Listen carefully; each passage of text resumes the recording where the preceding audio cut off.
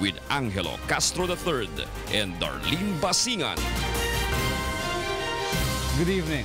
Following the passage of the first package of the Tax Reform Act and the 2018 General Appropriations Act, the Duterte administration will also begin the implementation of huge infrastructure projects in the country. Nel Maribuhok will tell us why. 70% of the additional taxes the government to be collected from the first package of the Tax Reform Act will be allocated to the Duterte administration's infrastructure projects. With this, the government targets to begin next year the construction of huge infrastructures. One of these projects is the 355.6 billion peso Metro Manila Subway project. It will be the first Metro Manila subway in the country that will link the northern and southern part of Metro Manila. Right now, they're finalizing the feasibility study. The way we will do this is called design and build.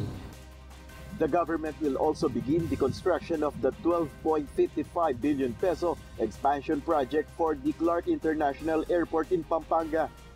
It involves a construction of a new passenger terminal building to accommodate 8 million passengers, for phase 1. The said project aimed to decongest Metro Manila and particularly address the area's problem on traffic congestion.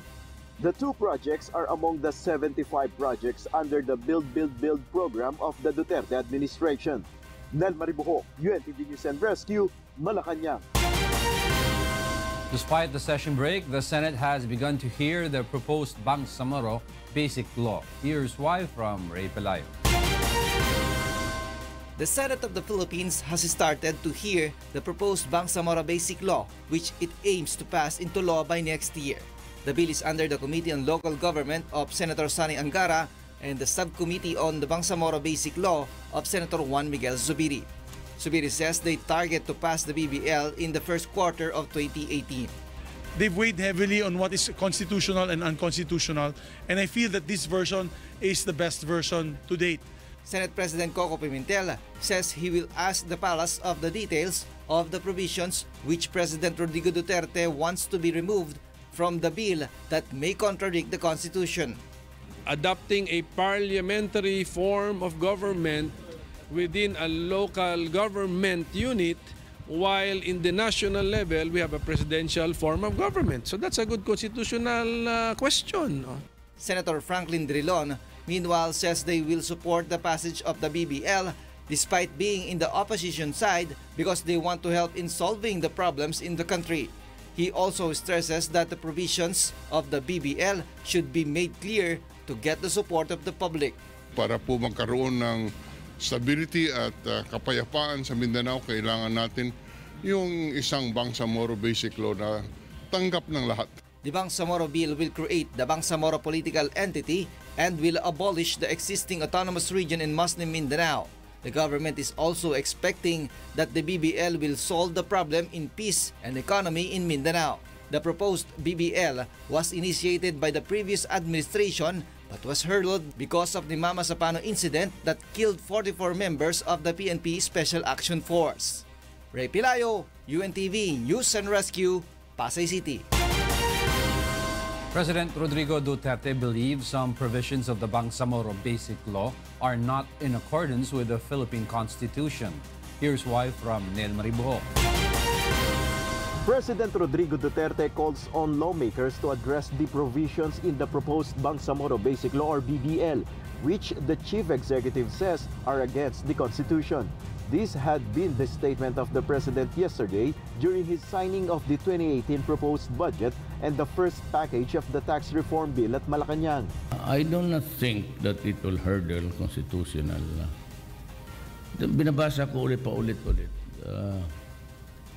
constitutional barriers.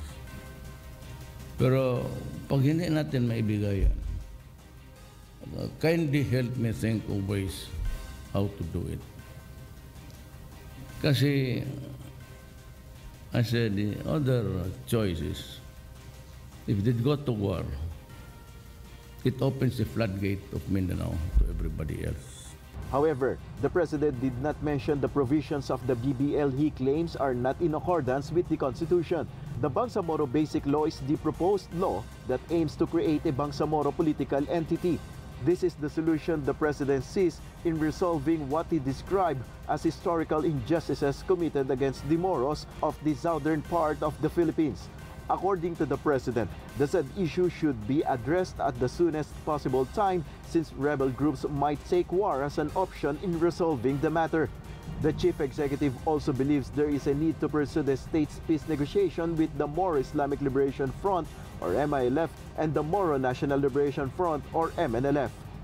The proposed BBL had not been passed during the previous administration following the bloody Mama Sapano clash, which killed 44 members of the Philippine National Police Special Action Force during an encounter with members of the Bangsamoro Islamic Freedom Fighters and MILF.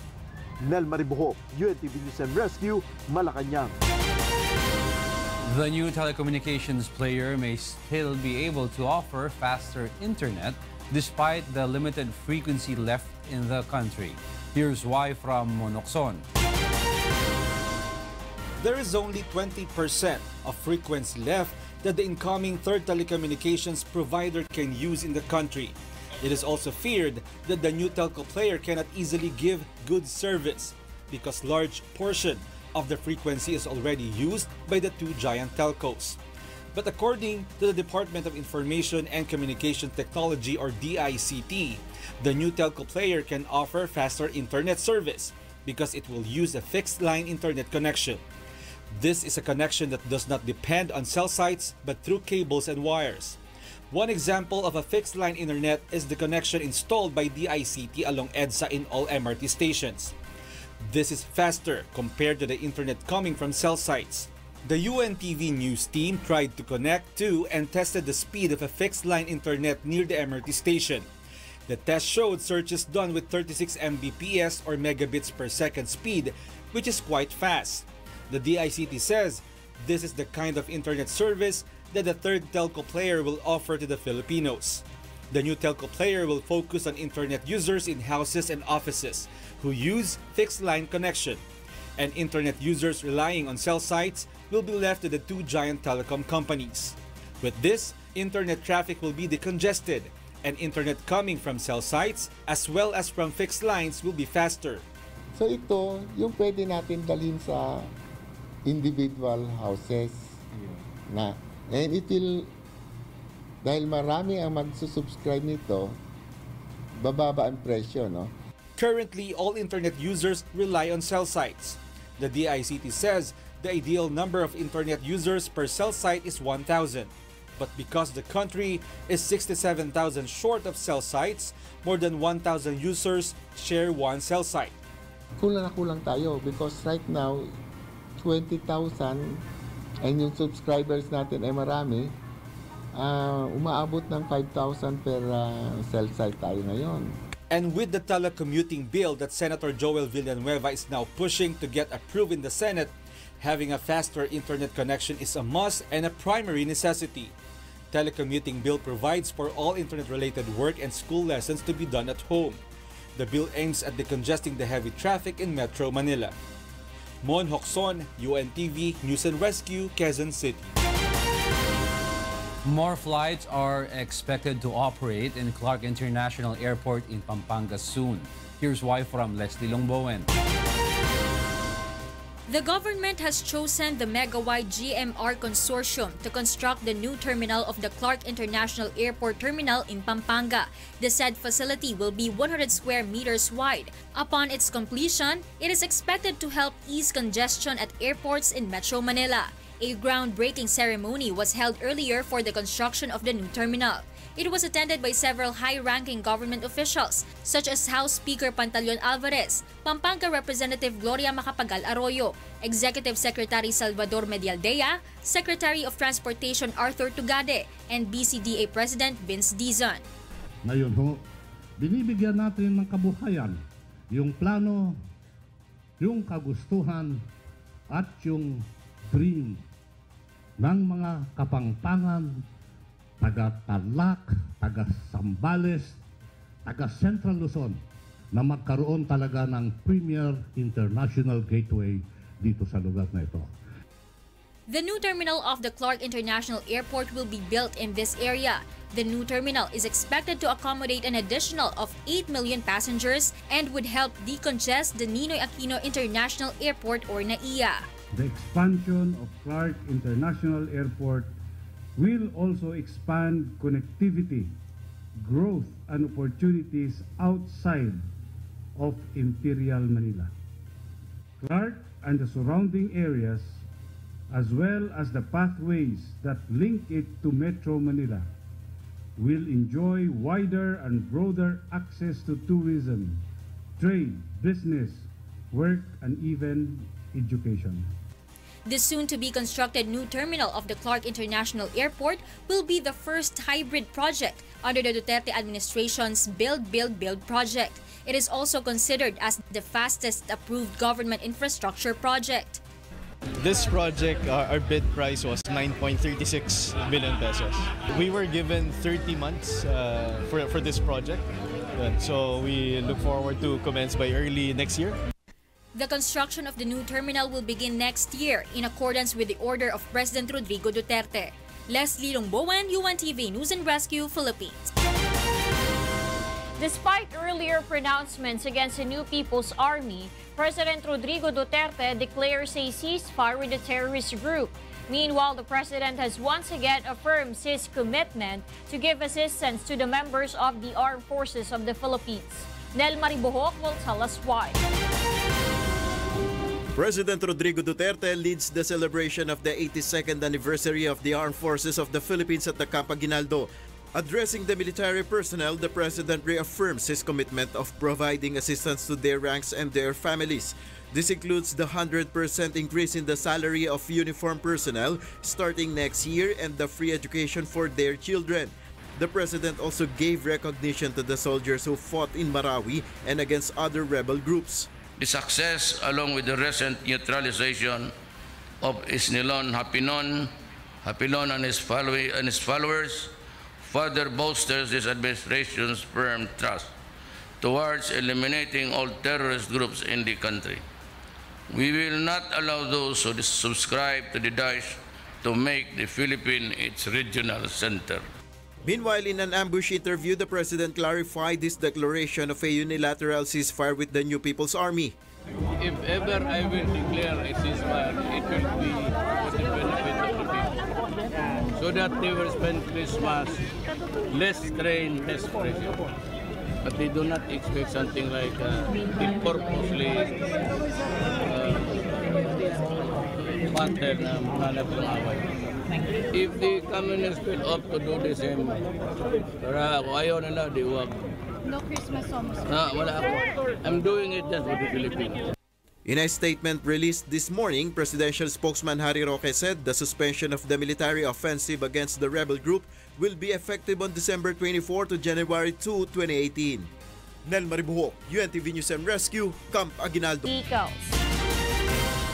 The Metropolitan Manila Development Authority, or MMDA, plans to use thermal cameras alongside the proposed implementation of a carpooling lane along the stretch of EDSA.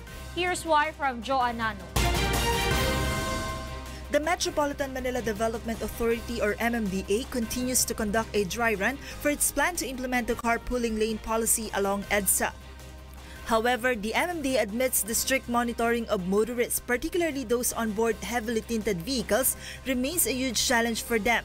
Based on the data of the MMDA Metro Base, from the 11th to 17th of December, the agency could not monitor the number of passengers on board more than 14,000 vehicles with heavy tints. Because of this, the MMDA plans to use thermal cameras, which could help the agency immediately identify the number of passengers on board a vehicle. Yan ang isang solusyon dyan. Ito yung thermo camera, no? Para nakikita natin yung body kung ilan na laman yan. Pero matagal na purchase yan, pero definitely magkakaroon tayo yan. Unlike normal cameras, thermal cameras can detect individuals through bodily heat. Such cameras are being used at airports to identify sick passengers entering the country. The MMDA is now coordinating with the Department of Science and Technology, or DOST, for the purchase of the said equipment. The agency could not yet determine when and how many cameras it would purchase since it has not allocated any funds for its acquisition. The MMDA target to complete the dry run until January of next year. After the dry run, the Metro Manila Council will conduct an assessment to determine if the policy is worthy to be fully implemented along EDSA. Hindi namin hininto. Hindi lang nanguhuli, pero tuloy-tuloy po ang kampanya natin dito. Yung HOV natin siguro, baka first quarter din of the year. Basta yan, hindi namin implement yan pag talagang mas gugulo. Pag-aaralan talaga maigi yan, ano? Should its full implementation pushes through, the MMDA would begin the official enforcement of the carpooling lane in the first quarter of 2018. Joanano, UNTV News and Rescue, Makati City. The Land Transportation Office, or LTO, might revoke the license of Cherish Shermaine Interior, the female motorist who went viral on social media for slapping an old taxi driver. The victim, Virgilio Doctor, went to the office of LTO together with his taxi operator to formally file a complaint against Interior. Based on the affidavit submitted by Virgilio to the LTO, he argues Interior does not deserve to have a license for showing improper conduct while driving. Virgilio also asked the agency to cancel the driver's license of Interior so she could no longer drive and thus inconvenience other motorists. The said viral video has about 10 million views and over 200,000 shares. Next on Y News. Health advocate Dr. Anthony Leachon claims the Department of Health had a prearranged deal with Sanofi Pasteur prior to the procurement of Dengvaxia vaccine. And Defense Secretary Delfin Lorenzana admits trust issue cost Vice Admiral Ronald Joseph Mercado his position as Chief of the Philippine Navy. Y News will be right back.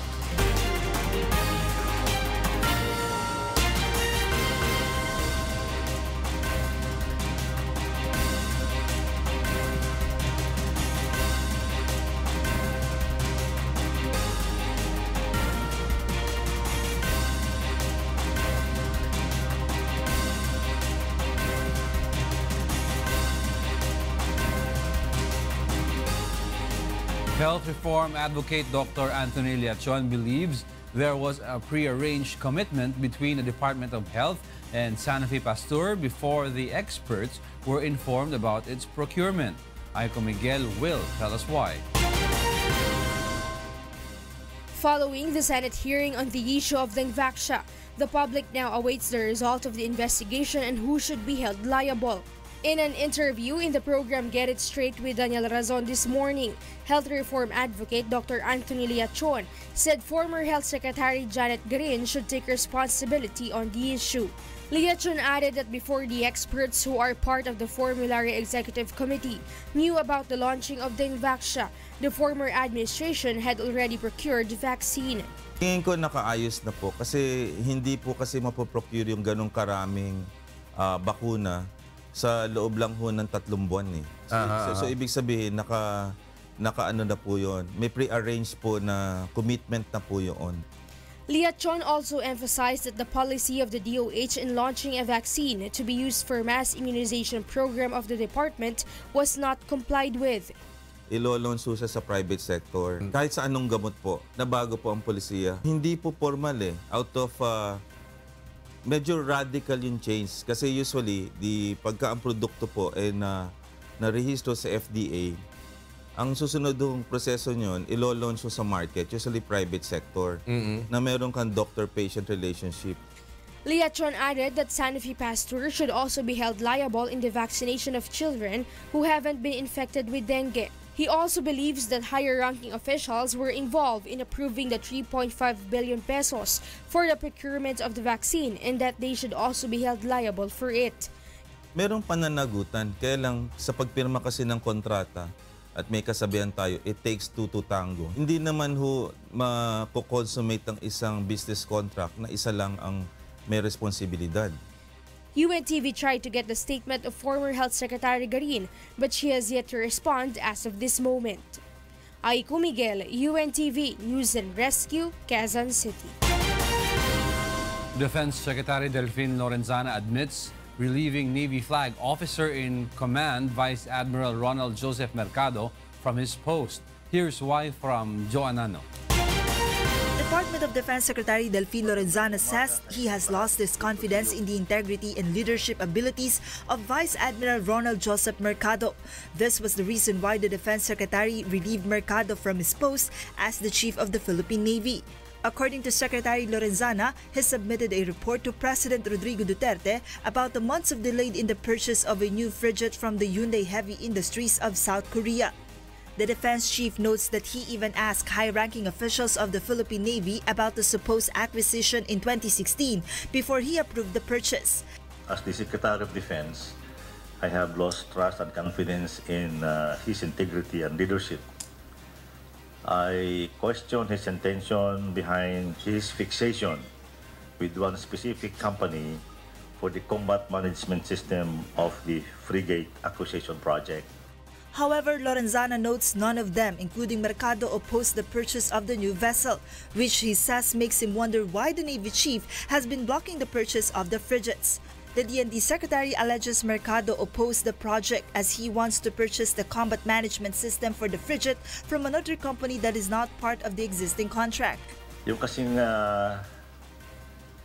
frigate natin is the contract says that the CMS, ang mamimili ng CMS that will satisfy our specification is the builder, which is Hyundai. Ngayon, si Admiral Mercado would want to bring in another company, another system na hindi naman kasama sa kontrata. The DND will not investigate Mercado over the alleged irregularity, although what he committed, Lorenzana claims, is insubordination. The DND chief also defends Rear Admiral Robert M. Pedrad, who replaces Mercado. Lorenzana says M. Pedrad is qualified to serve as the officer in charge of the Philippine Navy. Joanano, UNTV News and Rescue, Philippines. The Department of Budget and Management admits opposition legislators get fewer funds than the allies of the Duterte administration. Nel Marie Buhok will tell us why.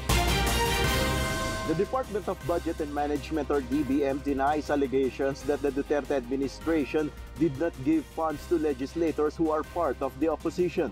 However, DBM Secretary Benjamin Jokno admits the government allocated lesser budget for the proposed projects of the opposition legislators. I know there were some adjustments, but there will be a distinction between those who are with the administration and those who are. Allies will get more. The DBM chief argues one of their bases for giving fewer funds to them is the assessment conducted on the recommended projects of the local officials and opposition lawmakers themselves. Jokno says the agency properly studied if the recommended projects should be given funds. At saka depende kung gaano ka worthwhile yung project mo. Kasi kung mag-recommend ka ng napakadaming project, none of which turn out to be worthwhile or feasible, hindi mako-consider yan. The Budget Secretary also argues that the agency does not use fund allocations as a political tool to control the passage of the administration's priority bills. The DBM has not released any details on the projects recommended by opposition lawmakers whose proposed budgets were slashed. Nel Maribuho, UNTV News and Rescue, Malacanang. Additional proposals to the administration's tax reform plan are likely to be discussed next year. This following the president's signing of the first package of the tax reform bill. According to the Department of Budget and Management Secretary Benjamin Jokno, they will propose next on some amendments in the existing law on taxation. Mostly tax administration, maybe even possible tax amnesty, even the bank secrecy law. The Department of Finance assures that the generated funds under the train law will sufficiently fund the additional cash incentives for the beneficiaries of the Conditional Cash Transfer Program. Mai Bermudez will tell us why. As year 2018 enters, beneficiaries of the Conditional Cash Transfer Program can now expect an additional 200 peso increase in their monthly financial subsidy. An additional 100 pesos will be added in the succeeding years 2019 and 2020. The Department of Finance assures government funds are sufficient for the increase amid the implementation of the tax reform package set in January. Sa cash transfer, we have already allocated 25.7 billion. It's already in Bangsamoro. So this is already how the application for yung poorest of the poor natin. And this is unconditional. Hindi siya bahagi do sa CCT na conditional on attendance ng mga bata or they have to go to the health center. So yung cash transfer na 200 from the train is not part of the condition. Hindi siya conditional cash transfer. Estrella Diaz, a CCT beneficiary, welcomed the additional subsidy. However, some expressed dismay over the measure. Makabili na rin po yun ng mga pangangailangan sa eskwela. Kasi kailangan ko talaga pag basuka may mga suportang panggastos sa pag-aaral ng mga bata. Maganda sana. Dadagdag naman yung mga bat na yan kung saan-saan. At para saan pa yung 200? Kulang ko yun. Tips na mo. Kasi nga, kung direct na gumagastos ng pamasahe naman, 2,000. Like, nakulang yun. But according to some experts, train is not enough to fund the 38 billion peso subsidy needed for the poorest 10 million families. Base sa pag-aaral namin, yung 30% na pinapangako nila para sa mga social mitigating measures ay 27 billion lamang na makukuha mula sa batas. But according to DOF, the tax generated by the government from the mechanism will be sufficient to fund the program. Mai Bermudez, UNTV News and Rescue, Quezon City. 4 PDEA informants received cash rewards amounting to 4.8 million pesos. Raja Ladora will tell us why. 4 informants under the Operation Private Eye of the Philippine Drug Enforcement Agency or PDEA received 4.8 million peso cash reward. One of them is alias Tofi, who received 1.8 million pesos. Tofi became the key in the dismantling of a large-scale clandestine laboratory and confiscation of chemicals used for the production of shabu in Angeles City, Pampanga last May 31, 2016. Alias James meanwhile received a cash reward of 1.5 million pesos. James was the one who informed authorities about the whereabouts of 2 drug personalities in Santa Cruz, Manila on November 4, 2016. Another informant called alias Cold Eyes received more than 1 million pesos while alias Basti received more than 400,000 pesos. According to PDEA Director General Aaron Aquino, they allocate about 20 million pesos yearly for Operation Private Eye. We get a big accomplishment, big operations because of this award system. And marami ang tumutulong sa atin, especially yung mga action agents ng iba-ibang law enforcement agencies para tulungan ng PDEA to get the big fish. The Operation Private Eye is a program of PDEA that urges the public to report to them anyone or any group involved in the illegal drug trade. PDEA's hotline are open to anyone who would like to report information about transactions involving illegal drugs. Rogel Adora, UNTV News and Rescue, Quezon City. More than 600 drug surrenderers in Quezon City may now begin a new life ahead. Here's why from Grace Casin. Janet is now feeling good after completing 15 weeks of anti-illegal drug counseling session. She says she decided to turn back from using illegal drugs for the sake of her children. She also doesn't want to end up in the same fate that other drug personalities had gone through. Natakot, siyempre natakot ako sa yung maraming pinatay. Talagang sumuko ako dahil sa takot ko nga hindi ako mapabilang dun sa maraming namatay. Janet is one of more than 600 surrenderers in Quezon City that tested negative to illegal drugs after undergoing counseling. According to Quezon City Vice Mayor Joy Belmonte, the number of surrenderers who submitted themselves to the program and now had graduated has now reached 2,000. Kapag sila ay nag-surrender, na-database sila sa barangay. Tapos pag na-database na sila ay nag-undergo ng drug dependency evaluation at kinakategorize. But despite the significant number of drug users in Quezon City who opt for a new life, the authorities were still able to arrest 5 big-time drug dealers in Novaliches. The Quezon City confiscated 4 million pesos worth of shabu from the suspects. Ito kasing grupo ito ay connected dun sa Acero Gang.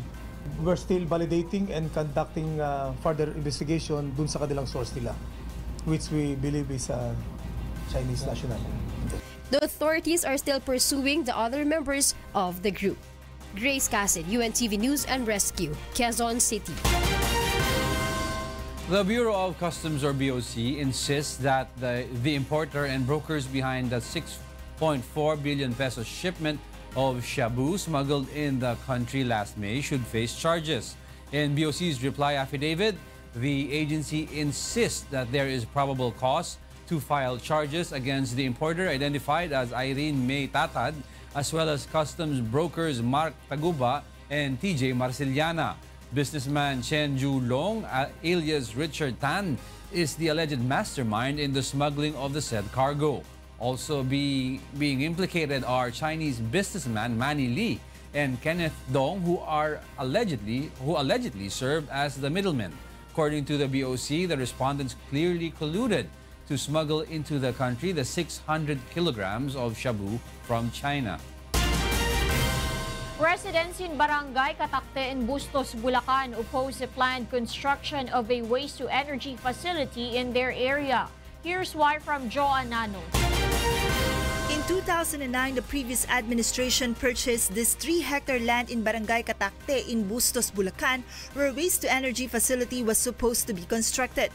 However, the construction was deferred due to oppositions from the residents due to the negative effects of waste disposal in their area. Pero ang punto doon, yung pwede magkaroon ng mga sakit yung mga tao rito. Kasi yung basura, kahit sabihin mo kung ano pa man ang proseso nila, basura pa rin po yun. Padala na po kami ng liham sa Office of the Mayor na tinututulan namin na magkaroon ng planta ng basura dito sa barangay mismo ng Katakte. But according to the Municipal Environment and Natural Resources, or MENRO, the said facility intends to solve problem on waste disposal in their place because the local government is having difficulty imposing the no segregation, no collection policy. MENRO is collecting around 10 to 15 tons of garbage every day. Sa presentation nila, wala namang magiging harmful na epekto sa tao. Kaya lang, karoon nga kami ng problema dito sa kumontra dyan. Kung pag-aaralan talaga, mas okay ang MRF. Unang-una, iyan talaga ang nasa RA 9003 na dapat nasundin ng mga tao. For now, the town of Bustos disposes its waste to a sanitary landfill in Metro Clark, Interlac. The agency believes the landfill will soon be filled due to the volume of trash being disposed there every day. For its part, the local government of Bustos says they are making ways to solve the garbage problem in their area. We are looking for alternative solutions para sa basura. Kasi alam naman natin, let's be real, ano? Na yung lupa ay mauubos, pero yung basura dadagdag at dadagdag yun. Unless we do something sa pamamagitan ng isang scientific, technological, at saka makabagong pamaraan na ecological, ay hindi masusolusyonan yung problema sa basura. Joan Nano, UNTV News and Rescue, Philippines. Laguna's bet leads in number of views in Wish Cover's semi-final round. Leslie Longbowen is back to tell us why. Either Hazel Bartolome or Daniel Joshua Subnet will be the first finalist of Wishcovery. In terms of views, Hazel earned 20,344 views as of 12 noon.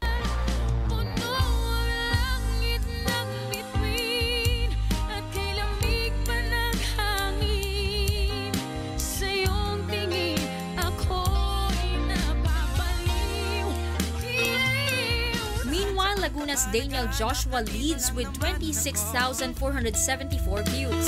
Sino-sino bang tinatawagan mo? Nandito lang naman ako. At kung saan-saan ka pa naghahanap, nandito lang naman ako. Ako na lang. Sana. The power viewing period is until Friday, 12 noon. The views will comprise 15% of their final score. Meanwhile, the remaining 85% will still come from the resident reactors.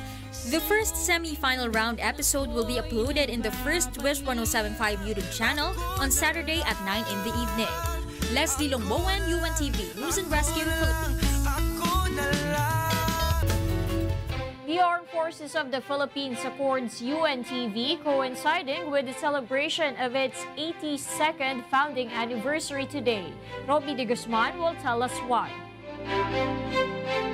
UNTV is among the recipients of a plaque of recognition from the Armed Forces of the Philippines during the military's 82nd founding anniversary. The recognition is for the station's unyielding support to the families of soldiers who sacrificed their lives fighting the terrorist group in Marawi City and for the institution's campaign for peace in the nation. We also extend our gratitude to the Philippine Charity Sweepstakes Office, the Philippine Center for Entrepreneurship, Go Negosyo, and the UNTV, Breakthrough and Milestones Productions International for their support to our troops. Palakpakan po natin silang lahat. Many lives have been changed. Many people have been helped because of your generosity. Mabuhay po kayo. UNTV conducted Songs for Heroes 3 benefit concert in October 31 to acknowledge the bravery of soldiers and cops in order to achieve peace in Marawi City. A total of 6 million pesos from the proceeds of the concert was donated to the beneficiaries of the soldiers killed in action. Aside from the said amount, Brother Eli Soriano of the members Church of God International contributed 8 million pesos to all 166 families of soldiers and policemen killed in the battle in Marawi City. Meanwhile, the AFP is an active unit in the UNTV Cup, the League of Public Servants. After winning the championship twice in the league, the AFP Cavaliers received over 8 million pesos, which it donated to the children of the soldiers killed in action, whose dreams are to finish their education. Brother Eli and MCGI are the primary partners of UNTV in all its advocacies. Roby de Guzman, UNTV, News and Rescue, Quezon City. Those are the reasons behind the news, December 20, 2017. I'm Angelo Castro III. Reasons we delivered to you as they unfold. I'm Darlene Basingan. Because we need to know, we will always ask why. Thank you for watching Why News.